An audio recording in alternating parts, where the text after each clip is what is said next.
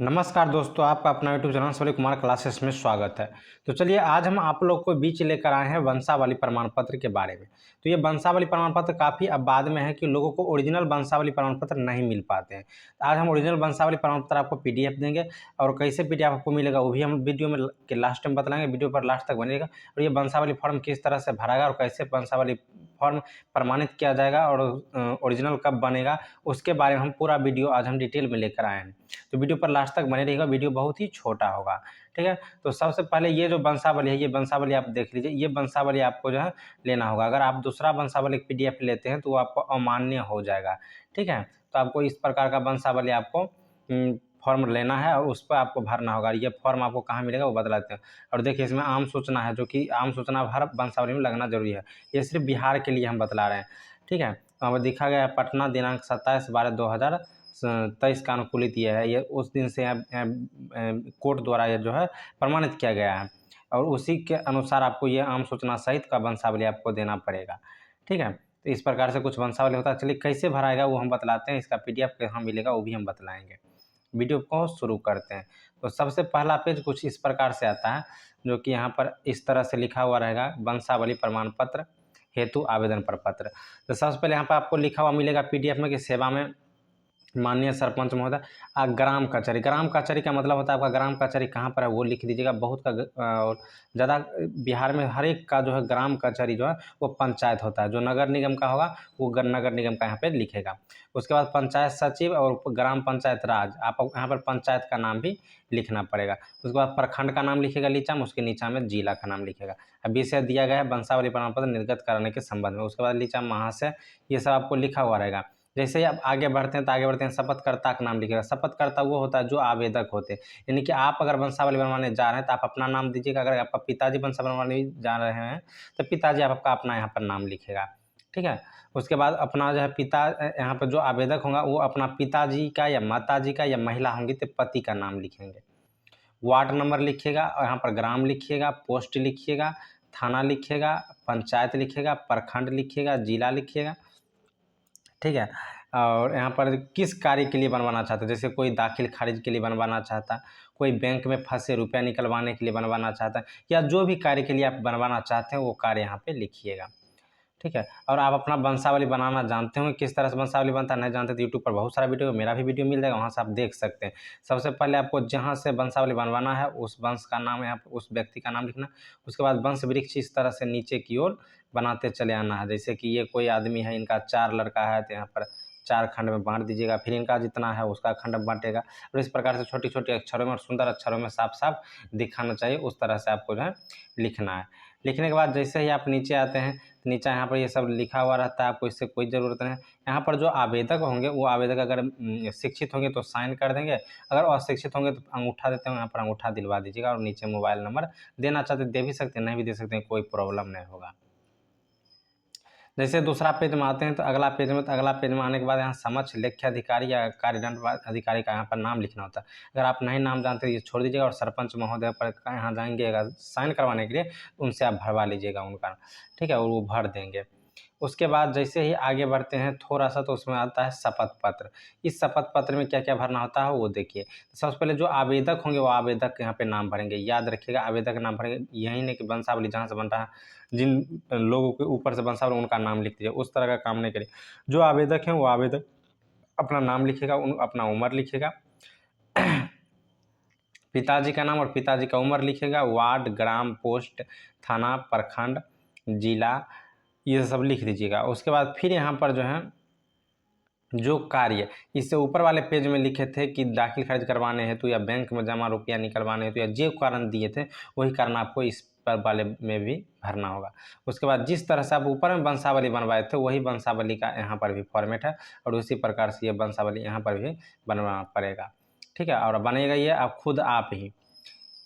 उसके बाद क्या करना है कि ग्राम यहाँ पर दिया गया है कि मुझे यह वंशावली प्रमाण पत्र ग्राम कचहरी कार्यालय, यहाँ पर आप अपना पंचायत लिखिएगा या ग्राम कचहरी जहाँ होंगे वो लिखिएगा। अधिकतर ग्राम कचहरी को पंचायत ही में ही उपस्थित रहता है, जहाँ पंचायत रहता है वहीं पे, तो उस जगह का नाम लिखना। उसके बाद आप प्रखंड का नाम को यहाँ पे आपको लिखना है।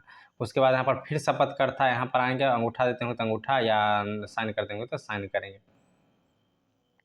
उसके बाद जो अगला पेज है कुछ इस प्रकार इधर, तो अगला पेज है कि वंशावली प्रमाण पत्र निर्गत कराने हेतु अनुशंसा प्रपत्र। तो अनुशंसा प्रपत्र में फिर यहाँ पर आवेदक आवेदिका अपना नाम लिखेंगे, वो अपना पिता या पति का नाम लिखेंगे, और यहाँ पर वार्ड नंबर लिखेंगे, ग्राम लिखेंगे, पोस्ट लिखेंगे, थाना लिखेंगे, पंचायत लिखेंगे, वार्ड, जिला, ये सब प्रखंड, जिला, ये सब भरेंगे। ठीक है, और वो आप सही सही भरना होता है। ठीक है, और यहाँ पर भरने के बाद यहाँ पर अतएव मैं अपने पूरे होश हवास में गवाह के रूप में लिखित बयान दे रहा हूँ। आवेदक आवेदिका अपना नाम और पिताजी का नाम यहाँ पे लिखें। आवेदक का अपना नाम यहाँ पे होना चाहिए और उनके पिताजी का यहाँ पे नाम होना चाहिए। ठीक है, और वो गवाह के देते हैं। तो गवाह जो आप अपना गांव में का जो गांव के आसपास के घर के आसपास के लोग हैं, जिन लोगों के वंशावली बना रहे हैं, उनके गांव, उनके घर के आसपास के लोग, उन्हीं के गांव के लोग से आपको यहाँ पर गवाह का नाम कम से कम 4 या 5 आपको देना होता है, जिनमें पहला में गवाह का नाम, उसके बाद उनके पिताजी का नाम, अस्थाई पता यहाँ पर लिखना होगा, आधार नंबर देना होगा और हस्ताक्षर उनका करना होगा। ठीक है, अगर आधार नंबर नहीं भी देते हैं तो काम चल जाता है, इसे कोशिश करिए आधार नंबर दे दें। ठीक है, तो वो मैनेज करना होता है आपका अधिकारी किस तरह से। अगर अधिकारी उतना समझदार होता है तो वो नहीं भी लेता है, बहुत लोग होता है जो आधार कार्ड नहीं भी देता है, गाँव का लोग भी, तो आप इससे काम अपना चला लीजिएगा। और ध्यान रखिएगा यहाँ पे नीचे में लिखा गया है नोट में कि गवाह आपके कोई वंशज का सदस्य नहीं होना चाहिए, और जो भी गवाह होगा उनका उम्र 18 वर्ष होना चाहिए या 18 वर्ष से अधिक होना चाहिए। उसके बाद यहाँ पर जो है ग्राम पंचायत का नाम लिखिएगा, लिखा हुआ पंचायत राज के अस्थायी निवास, यहाँ पर आप पंचायत का नाम अपना लिख दीजिएगा। लिखने के बाद क्या क्या करिएगा, सबसे थोड़ा सा टफ काम ये है कि आपको सबसे पहले जो आपके गांव में पंच होंगे, वो पंच से आपको साइन और मुहर मरवाना है, वो साइन और मुहर बनाकर रखते हुए। उसके बाद वार्ड सदस्य जो होंगे उनसे करवाना है। उसके बाद आंगनबाड़ी सेविका जो होंगे, जो आंगनबाड़ी चलाते होंगे, उनके पास साइन और मुहर होगा, वो करें। उसके बाद चौकीदार का हस्ताक्षर, जो आपके गांव का चौकीदार होगा, यानी कि जो लोग यहाँ पे जिनका वंशावली बन रहा है, उनके गांव का चौकीदार जो होगा, उनको यहाँ पर जो है बीट नंबर देना होता है, साइन करना। उसके बाद आपके जो जिस पंचायत में रहते हैं उस पंचायत का मुखिया का हस्ताक्षर और बीट यहाँ देना होता है और मुहर लगाना होता है। उसके बाद पंचायत सचिव के पास जाइएगा तो वो अपना पर यहाँ पर सब कुछ भर दीजिएगा और पंचायत सचिव यहाँ पर मुहर लगाएंगे। उसके बाद जैसे आगे आते हैं तो अगला पेज में आता है कि कार्यालय ग्राम कचहरी। तो आपको कार्यालय ग्राम कचहरी कहाँ पर है, जैसे ऊपर में लिखते आ रहे थे जो ग्राम कचहरी, वही आपको यहाँ पे भरना है। उसके बाद पंचायत का नाम देना है, यहाँ पे प्रखंड देना है, जिला देना है। आम सूचना में उस तरह से लिखना है आपको, जो है न सूचना नंबर देना है न दिनांक देना है, ये सब नहीं भरना है आपको। ये सब जो है आपका अधिकारी भरेगा, जहाँ जहाँ आप जाइएगा सरपंच के यहाँ, पंचायत सचिव के यहाँ, तो वो लोग अपने अनुसार से भरेंगे, इनको आपको छोड़ देना है। उसके बाद आपको यहाँ पर आवेदक का नाम लिखना है, यहाँ पर आवेदक का नाम लिखना है, उनके पिता का नाम लिखना है, ग्राम मोहल्ला लिखना है, वार्ड नंबर लिखना है, पोस्ट लिखना है, थाना लिखना है, जिला लिखना है, यानी कि अपने ही पता को लिखना है। उसके बाद लिखा हुआ है कि इस पर पत्र में संलग्न शपथ पत्र संख्या और दिनांक, ये भी आपको छोड़ देना है। ठीक है, ये सब आपको जो है पंचायत सचिव काम करेगा। उसके बाद यहाँ पर ग्राम पंचायत जहाँ पर होगा वो आप लिख लीजिएगा। लिखने के बाद आपको जो है यहाँ पर सरपंच से हस्ताक्षर मोहर करवा सकते हैं, पंचायत का नाम प्रखंड लिखने के बाद। उसके बाद आपको कार्यालय ग्राम कचहरी में का फिर यहाँ पर उसी तरह से नाम दीजिएगा, ग्राम पंचायत लिखिएगा, प्रखंड लिखिएगा, जिला लिखिएगा, और यहाँ पर वंशावली संख्या आता है। ये आपको वंशावली संख्या जो है ये आपको नहीं भरना है, ना ही आपको दिनांक भरना है। ठीक है, उसके बाद नीचे में ग्राम पंचायत का नाम, ये आप भर सकते हैं। ठीक है, यहाँ से जो ग्राम पंचायत का नाम है ये भर सकते हैं, प्रखंड का नाम भर सकते हैं। ठीक है, शपथ पत्र संख्या आपको नहीं भरना है, दिनांक भी नहीं भरना है। आवेदिका का नाम भर दीजिएगा, पिता पति का नाम, ग्राम मोहल्ला पोस्ट, ये सब जो है जिला, वो सब भर दीजिएगा। और जिस तरह से ऊपर वाले 2 पेज में वंशावली बना है वही वंशावली इसमें भी आपको उतारना है सही से, यही वंशावली आपको मिलेगा। ठीक है, उतारने के बाद यहाँ पर जो है पंचायत सचिव पूरे भर दीजिएगा, पंचायत जहाँ था, प्रखंड, और इसमें भी भर दीजिए ग्राम कचहरी कहाँ है, प्रखंड कहाँ है, और यहाँ पर पंचायत सचिव वो अपना साइन करेंगे, यहाँ पर सरपंच अपना साइन और मुहर लगाएंगे। उसके बाद सबसे लास्ट का पेपर आता है, ये पेपर को कुछ भरना है। तो चलिए इस पेपर में ये तिरछा ही पेपर निकलेगा, तो हम इस पेपर में हम समझा देते हैं, आप समझिएगा आराम से। तो इस पेपर में जो 1 नंबर का दिया हुआ है इसमें आवेदक आवेदिका का नाम इसी कॉलम में लिखेगा। इसके बाहर भी कॉलम है, ये वाला भी कॉलम है, ये वाला बड़ा वाला, ये वाला आपको कुछ नहीं करना है। और यहाँ पर प्रखंड उरखंड सब कुछ दिया हुआ है, ये सब तो आप खुद लिख लीजिएगा, ग्राम पंचायत राजा। उसके बाद इसमें हम समझा देते हैं, उसी अनुसार से आप लिख लीजिएगा। यहाँ पर देखिए आवेदक का नाम लिख दीजिएगा। जिस तरह से आवेदक का नाम लिख रहे थे उस समय, उसी तरह से जो है आवेदक का नाम यहाँ पे लिखिएगा 1 नंबर बॉक्स में। दूसरा काम, उनका पिताजी का नाम लिखिएगा और उनका पूरा पता लिखिए, ग्राम पंचायत पोस्ट, जिस तरह से ऊपर में पता लिख रहे थे। इसमें आप मोबाइल नंबर दे सकते हैं, ये छोड़ दीजिएगा।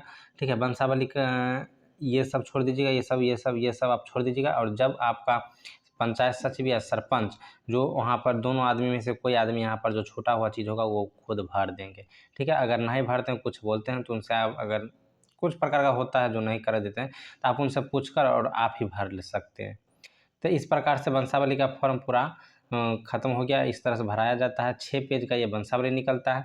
तो वीडियो आप लोग को अच्छा लगा तो लाइक जरूर करिएगा, चैनल को सब्सक्राइब करिएगा। हमने वीडियो को शुरू में आपको बतलाए थे कि इसका पीडीएफ कहाँ से मिलेगा, तो आपको जो है पीडीएफ डॉक्स फाइल का जो है इसका पीडीएफ आपको इस वीडियो को डिस्क्रिप्शन में मिल जाएगा। वहाँ से जाकर आप आराम से डाउनलोड कर लीजिएगा और कंप्यूटर का किसी भी शॉप पर जाइएगा और उनके मोबाइल पर, ईमेल पर, कुछ पर भी भेजकर, व्हाट्सएप पर भेजकर और आप यहाँ से पीडीएफ निकलवा लीजिएगा और आप अपना काम करवा सकते हैं। किसी प्रकार के प्रॉब्लम या ना समझ होने के कारण अगर आप नहीं समझते हैं तो वो हमें कमेंट में करिएगा, उसका जवाब फ़ौरन आपको मिल जाएगा।